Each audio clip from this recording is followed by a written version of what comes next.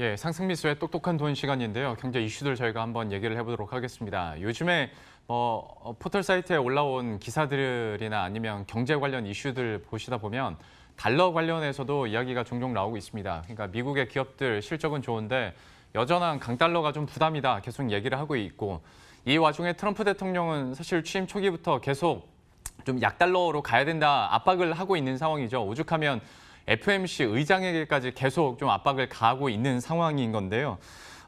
지금의 달러 향방들, 그리고 트럼프 대통령이 계속 약달러를 외치고 있는 그 근본적인 이유가 뭐가 있을지 함께 체크해보면서 또 시장 영향력과 투자 전략, 새로운 아이디어 꼽아보도록 하겠습니다. 상승미수 이명록 경제 칼럼니스트 함께합니다. 어서 오십시오. 네, 안녕하세요. 안녕하세요. 현재 상황에 대해서 제가 앞에서 잠깐 정리는 해드렸는데, 네. 트럼프 대통령이 계속 좀 약달러를 압박하고 있는 근본적인 이유 어디에 있다고 보십니까?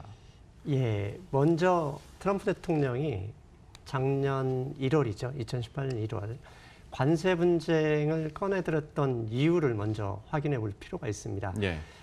트럼프 대통령이 관세 분쟁을 꺼낸 이유는 미국의 지속적인 무역 적자 때문이었죠. 실제로 가장 무역 적자가 큰 나라가 중국, 그다음에 독일, 일본, 한국 뭐 이런 순서대로 관세를 통해서 무역 적자를 해소하기 위해서 압박을 해왔습니다. 그런데 지난 17개월 가까이 이 관세 분쟁을 통해서 무역 적자를 해소하려고 했지만 실제로는 무역 적자가 전혀 줄어들지 않았습니다. 먼저 화면을 좀 보고 말씀드리겠습니다. 예. 그 화면에 보이는 그림은 그 미국의 무역 적자, 상품과 서비스 부분의 무역 수지 적자를 보여주는 그림인데요. 지금 맨 왼쪽 그림은 빨간색 화살표를 보시면 그게 작년 1월입니다. 네. 즉 약 550억 달러의 무역 적자가 됐었고요. 이 중에 가장 큰 게 이제 중국이었어요. 3,250억 달러의 적자를 봤는데 이걸 무려 17개월 가까이 계속 중국을 압박했음에도 불구하고 올해 5월 기준으로는 550억 달러 적자를 넘어서 버렸습니다. 네.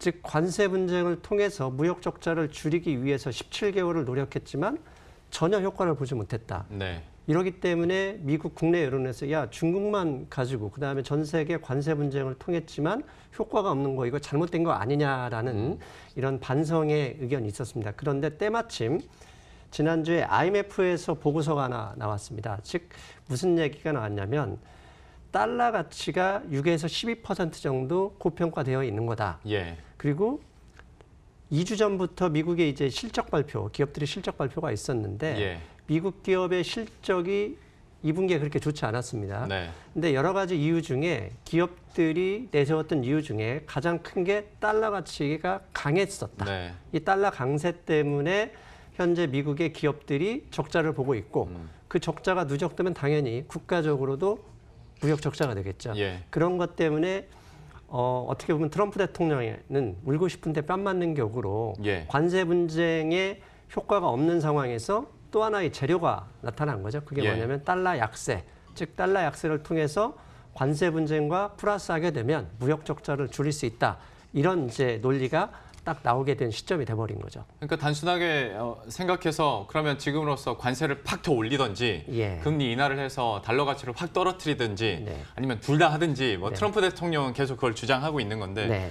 안 되고 있는 거지 않습니까? 방금 그렇죠. 그 표를 보면. 네. 그럼 무역 적자가 계속 지속되고 있는 근본 원인은 어디에 있다고 보십니까? 그렇죠. 여기서 우리가 경제를 살펴보기 위해서 중요한 게 근본적인 원인과 그다음에 이 근본적인 원인을 무시한 상태에서 어떤 정책도 사실 통하지는 않는다. 이걸 확인해 볼 필요가 있습니다. 예. 화면에 먼저 보시겠습니다. 화면에 보시는 그림은 약 60년간의 미국의 무역 적자를 보여주는 그림인데요. 네. 지금 70년 화살표 왼쪽 화살표 보이시는 거면 71년 8월 15일 즉 닉슨 대통령이 달러화를 근본이 즉 금태환을 포기한 이후부터 저렇게 적자가 늘어나고 있습니다. 일반적으로 경제에서 보면 투자 금액보다 저축 즉 저축이 줄어들면 무역은 적자다. 이런 얘기를 하고 있습니다. 네. 그래서 중국의 경우는 저축률이 워낙 높기 때문에 무역 흑자인 거고요. 미국의 같은 경우에는 상당히 저축률이 떨어집니다. 그 이유는 결국은 뭐냐? 근본위를 폐지한 이후에 미국은 돈이 부족하면 그냥 프린팅하면 됐습니다. 즉 빚을 내면 됐기 때문에 즉 부채 의존 경제 시스템이 71년 이후에 고착화됐고 예. 국가적으로 굳이 돈이 부족해서 한국처럼 무역 흑자를 위해서 경쟁력을 위한 제고할 필요가 없이 네. 페드 연준을 통해서 그냥 머니 프린팅만 하면 됐었거든요. 찍어내면 되니까. 그렇죠. 그렇게 부채 의존한 경제에 완벽하게 어떻게 보면 적응됐다고 봐야죠. 그런 것 때문에 무역 추지 이 적자가 늘어나는 것이지 저런 근본위 폐지, 즉 달러 기축통화의 부채 그 의존을 떨어뜨리지 않는 상태에서 관세든 아니면 달러 약세든 그게 통하지 않을 것이라는 게 기본적인 그 뭐라고 하죠? 원리라고 보시면 되겠습니다. 예. 그래서 그러니까 근본적인 부분을 좀 체크를 네. 해주셨어요. 무역 네. 적자의 원인이 계속 되고 있는 부분. 근데 네. 그 저희가 꼭 알아야 될 정보 한 가지가 있어서 그러면 여쭤보도록 할 텐데 네. 트럼프 대통령이 당선된 이후에 예. 실제로 달러 가치가 어떻게 변했었죠? 예, 화면을 그 지난 약 4년간 그 달러 가치 인덱스의 흐름을 화면에서 좀 확인해 보겠습니다. 네. 즉 왼쪽 화살표가 2016년 11월이죠. 트럼프 대통령이 당선된 이후입니다. 예. 당선됐을 시점에 달러 인덱스가 96 정도였는데 올라가다가 계속 하락했습니다. 그런데 오른쪽 본격적으로 다시 상승한 시점이 언제냐? 작년 1월부터입니다. 작년 1월은 트럼프 대통령이 본격적으로 관세를 꺼내 들어서 중국과 EU, 일본 등을 압박한 시점이라는 거죠. 예. 즉 트럼프 대통령으로서는 관세를 통해서 무역 적자를 주려고 했는데 가만 보니까 달러 가치만 올려버린 케이스가 돼버린 겁니다. 예. 좀 어떻게 보면 면이 안 서게 된 그렇죠. 거죠. 예.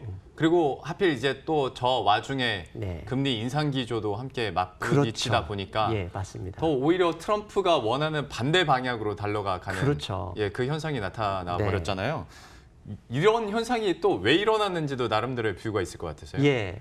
그래서 미국의 달러화가 강세가 지난 트럼프 대통령 취임 이후에 강세를 보였던 이유를 저는 여러 가지 중에 가장 큰 게 세 가지를 찾아볼 수 있다고 봅니다. 예. 제1번은 중국과의 관세 분쟁입니다. 중국과의 관세 분쟁으로 글로벌 교역량이 줄어들 것이라는 예상만 됐으면 주가가 하락하면서 달러화가 강세를 보였습니다. 예. 왜냐하면 중국이란 나라는 당연히 G2이기 때문에 G2에 투자할 돈이 위험해하고 미국으로 돌아왔기 때문에 미국의 네. 달러 유입이 많이 되면 당연히 강세가 됐었고요. 두 번째는 트럼프 대통령이 2017년 겨울에 의욕적으로 추진했던 감세, 대규모 법인세 감세 정책이 있었는데요. 법인세를 감세를 하다 보니까 자본의 입장, 기업의 입장에서는 비용이 줄어들거든요. 그럼 미국 시장이 기업하기 좋아진 상황이 돼버린 거죠. 네. 그러다 보니까 자본 유입이 더 많아져서 달러 강세가 유지가 됐고요. 마지막 세 번째는 이런 중국과의 관세 분쟁, 유럽, 일본 등에 대해서는 관세 분쟁의 이야기를 할 때마다 금융시장이 불안해졌고 그럴 네. 때마다 가장 안전자산은 달러로 돈이 들어와 버리는 이런 황당한 케이스가 발생한 거죠. 예. 이런 여러 가지 이유로 달러가 강세를 보였다 이렇게 말씀드릴 수 있겠습니다. 참 지금 저 세 가지 같이 보면서 얘기를 해보자면 1번 같은 경우에 다시 한번 띄워주시겠어요. 그 1번 같은 경우에는 그 무역 적자 문제도 해결을 네. 해야 되고 그리고 네. G2 간의 알력 다툼도 선점을 해야 되기 때문에 포기할 수 없는 부분이고 그렇죠. 2번은 또 자기 지지율을 생각해야 되니까 포기할 수 없는 부분이고 네. 3번은 트럼프 대통령과 그 안에 이제 내각에서도 어떻게든 붐업을 시켜보려고 했는데 네. 무역 전쟁 계속하고 뭐 화웨이 얘기해 주셨다시피 뭐 이렇게 배제해버리니 당연히 뭐 안정을 찾기는 힘든 상황에 놓여 있는데요. 그러면 이제 앞으로 트럼프 대통령이 또 재선을 해야 되니까 그렇죠. 어떤 적극적인 정책을 좀 펴낼까, 어떤 아이디어를 갖고 있을까? 이거는 참 트럼프 속내라 우리가 어떻게 가늠하기는 쉽지 않습니다만 어떻게 전망하십니까? 사실 트럼프 대통령이 당선된 것은 사실 갈라치기 정책이거든요. 그러니까 중산층, 블루 칼라의 미국 국민들을 자기를 지지하게 만들었는데 그 이유는 미국 경제가 이렇게 힘들고 미국 블루 칼라의 일자리가 사라진 이유는 결국은 중국이나 미국에서 무역 흑자를 많이 내는 나라들이다. 그렇기 때문에 관세 분쟁을 시작했는데 먹혀들지 않았고 예. 그래서 두 번째로 달러와 약세 정책을 가지고 나왔습니다. 그렇다면 트럼프 대통령이 할 수 있는 달러와 약세 정책은 여러 가지 중에 그중에 또 대표적인 게 세 가지 정도를 말씀드릴 수 있겠습니다. 가장 1번은 당연히 앞에서 말씀드렸던 트럼프 변수가 없어야 됩니다. 즉 중국화 그다음에 유럽과의 관세 분쟁이 나올 때마다 주가가 흔들렸고 그럴 네. 때마다 달러가 강세를 보였었거든요. 예. 그럼 달러를 약세로 계속 유지하려면 결국 트럼프의 변수, 즉 관세 분쟁을 앞으로는 좀 줄여야 될 가능성이 높습니다. 그런데 조금 아이러니하게 트럼프가 대통령이 계속 있는 이상은 좀 힘들지 않을까요? 변수 그래서 가지고 나온 게 달러 약세. 없애기. 예. 이제 관세로는 계속 해외 다른 나라들을 때려버리면 달러 강세가 돼버렸으니 이제는 달러 약세 정책을 가지고 이야기하겠다. 그래서 향후에는 결국 중국과의 협상 분위기가 좋아질 수밖에 없는 것이다. 예. 이렇게 예상할 수 있고요. 두 번째는 이제 트럼프 대통령하고 별개죠. 미국의 연준의 통화 정책이 있는데 예. 미국의 연준의 통화 정책은 사실 트럼프 대통령이 좌지우지할 수는 없습니다. 그렇습니다. 왜냐하면 독립적인 기관이기 때문에 다만 예.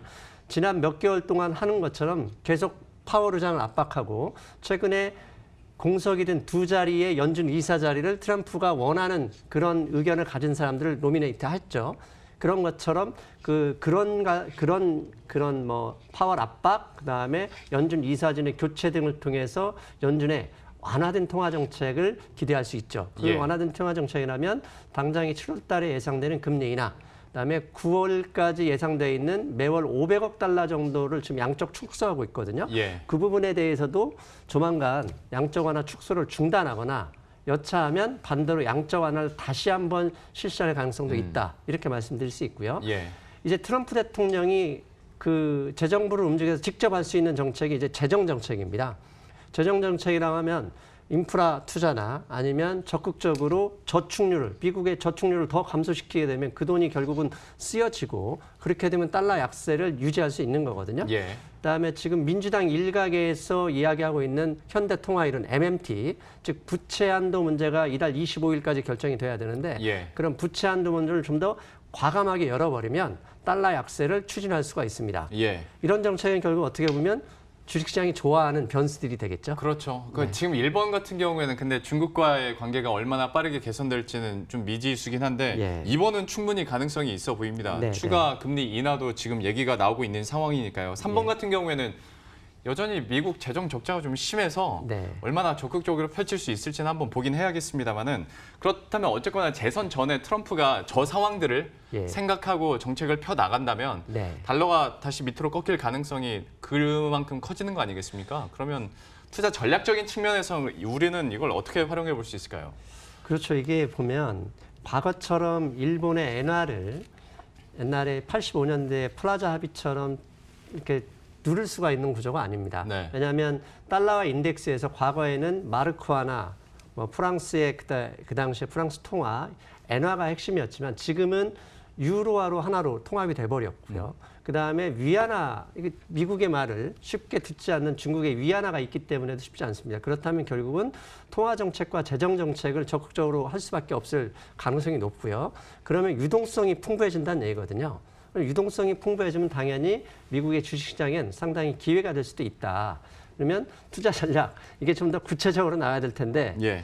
시간적으로 이게 괜찮습니다. 한 1분 반 정도 드릴 수 있을 것 같습니다. 그렇죠. 그렇다면 기본적으로 그 미국에서 통화 정책을 완화시킨다 그러면 미국만이 그러면 그냥 넘어갈 수는 없습니다. 왜냐하면 유로화, 엔화, 위안화까지 적극적으로 결국은 완화 정책을 동참할 가능성이 있습니다. 예. 그렇게 되면 글로벌 증시가 다시 한번 붐업을 충분히 맞이할 기회가 있다. 그렇다면 7월 말까지 FOMC에서 나올 여러 가지 정책, 금리 인하 기대감을 충족시킨다 하더라도 그게 소문의 사고 뉴스에 판다고 해서 주가가 하락할 수 있겠지만 다시 그 이후에 펼쳐질 트럼프 대통령의 달러 약세 정책, 즉 유동성 확충 정책은 충분한 기회가 될 수 있다는 점, 그걸 좀 보시면서 대비하는 게 좋을 것 같다는 생각을 합니다. 예.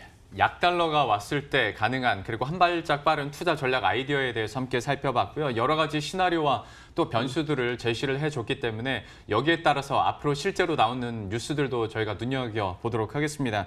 지금까지 상승미소 이명로 경제 칼럼니스트와 함께했습니다. 고맙습니다. 네, 고맙습니다. 네, 그럼 저희도 여기서 인사드리도록 하겠습니다. 식사 맛있게 하시고요. 저희들은 내일 이 시간에 또 새로운 뉴스들과 또 투자 전략 아이디어 들고 다시 찾아뵙도록 하겠습니다.